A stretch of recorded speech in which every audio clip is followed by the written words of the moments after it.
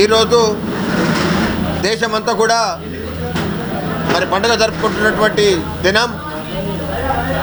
ప్రతి సంవత్సరం మే 27, 28, 29 అంటేనే మరి తెలుగు ప్రజల్లో ఒక పండుగ దినంగా గుర్తిస్తారు. ఎందుకంటే స్వాతంత్రం వచ్చాక ఏదైతే తెలుగు మాట్లాడే ప్రాంతం ఉమ్మడి ఆంధ్ర ఉందో, మరి ఆంధ్రలో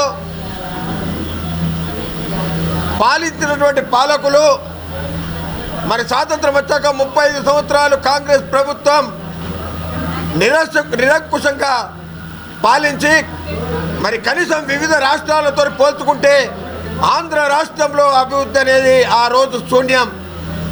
1982 మార్చి 29 నాడు మరి అప్పటి నట సార్వభౌముడు నందమూరి తారక రామారావు గారు ఆ రోజు తెలుగు ప్రజలకు గుర్తింపలే లేదు ఈ భారతదేశంలో అని చెప్పి ఒక పార్టీని ఏర్పాటు చేసి ప్రజాస్వామ్యంలో మనం కూడా ఒక గుర్తింపు తీసుకురావాలని చెప్పి తెలుగుదేశం పార్టీని వ్యవస్థాపించినటువంటి నందమూరి తారక రామారావు గారు బడుగు బలహీన వర్గాలకు, మారుమూల గ్రామంలో ఉన్నటువంటి వ్యక్తులకు అందరికీ కూడా బీసీ, ఎస్సీ, ఎస్టీ, మైనార్టీలకు ఒక గుర్తింపు ఇచ్చి మరి ఆ రోజు ఎమ్మెల్యే సీట్లు ఇచ్చి ఎంతో మందిని గెలిపించి ప్రభుత్వంలో మంత్రులుగా చేసినటువంటి ఈ తెలుగుదేశం పార్టీ మరి ఆ రోజు ఆ 35 సంవత్సరాల పాలనలో ఏదైతే ఉమ్మడి ఆంధ్ర ఉందో మారుమూల గ్రామానికి కనీసం గ్రామాలకు రోడ్డు లేనటువంటి పరిస్థితి, బస్సులు పోనటువంటి పరిస్థితి,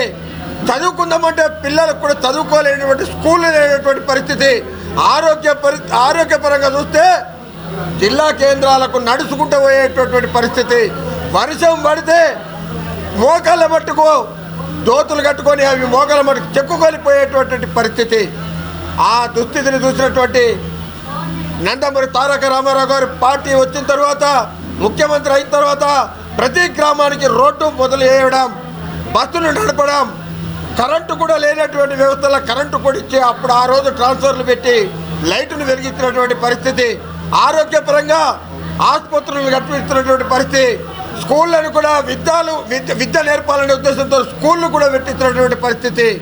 మరి ఆ రోజు పెట్టినటువంటి విత్తనమే ఈరోజు ప్రపంచం లోపలనే, దేశంలో కాదు ప్రపంచం లోపలనే ఈ ఉన్నటువంటి ఆంధ్రప్రదేశ్ ఉమ్మడిలో ఈ తెలంగాణ, ఈ హైదరాబాద్ గడ్డ ప్రపంచంలో ఒక వెలుగుతుందని చెప్పి గుర్తించాలి.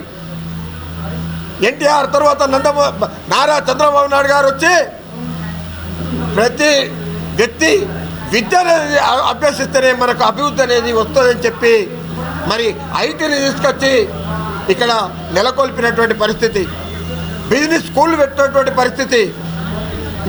ఇక ఏదైతే ఆరోగ్యపరంగా చూస్తే మాత్రం ఇక చెప్పని అవసరం లేదు. ఈరోజు ప్రపంచం లోపలే వివిధ దేశాల నుంచి హైదరాబాద్కి వచ్చి ట్రీట్మెంట్ తీసుకున్నటువంటి పరిస్థితి. అందుకే ఆ రోజు ఏదైతే తెలుగుదేశం పార్టీ చేసినటువంటి అభివృద్ధి ఈరోజు నడుస్తుంది. వెనుకబడ్డాం తెలంగాణ అని చెప్పి తెలంగాణ కోసం పోరాటం చేసి తెలంగాణ తీసుకొచ్చుకుంటే కొంతమంది కుతంత్రులు తెలుగుదేశం పార్టీ, ఆంధ్ర పార్టీ అని మా మీద ముద్ర వేసి వాళ్ళు ఈ పరిపాలనకు రావాలని చెప్పి ఒక ఎత్తుగడలే ఒక భాగం అని చెప్పి నేను అంటున్నా. ఈరోజు ఆ 10 సంవత్సరాల కాలంలో చేసినటువంటి అభివృద్ధి ఏంటి, ఎంత పెద్ద అవినీతి జరిగిందో, మరి అభివృద్ధి ఎక్కడ పోయిందో, ఆ రోజు ఉన్నటువంటి నాయకులు ఎవరైతే ఉన్నారో వాళ్ళ ఆర్థిక పరిస్థితి ఆ రోజు ఏంటి, ఈ రోజు ఏంటని చెప్పి గుర్తించి తెలుగుదేశం పార్టీలో ఒక మంత్రులుగా చేసినటువంటి వ్యక్తులు కూడా బస్సులలోనే పోయినటువంటి వ్యక్తులు, ఒక ఎమ్మెల్యేలుగా చేసినటువంటి వ్యక్తులు కూడా బస్సులలోనే పోయినటువంటి వ్యక్తులు, ఆర్థికంగా తాను తినడు, ఇంకోళ్ళని తినడు, అది చంద్రబాబు నాయుడు నైజం అని చెప్పేసి గుర్తించాలా. ఈరోజు తెలంగాణలో తెలుగుదేశం పార్టీ రాదు, లేదు, ఎక్కడున్నాయని చెప్పి ప్రశ్నించిన వాళ్ళకు ఈరోజు మహానాడు ఏదైతే జరుపుకుంటున్నామో దాన్ని మీరు చూసైనా గుర్తించాలా.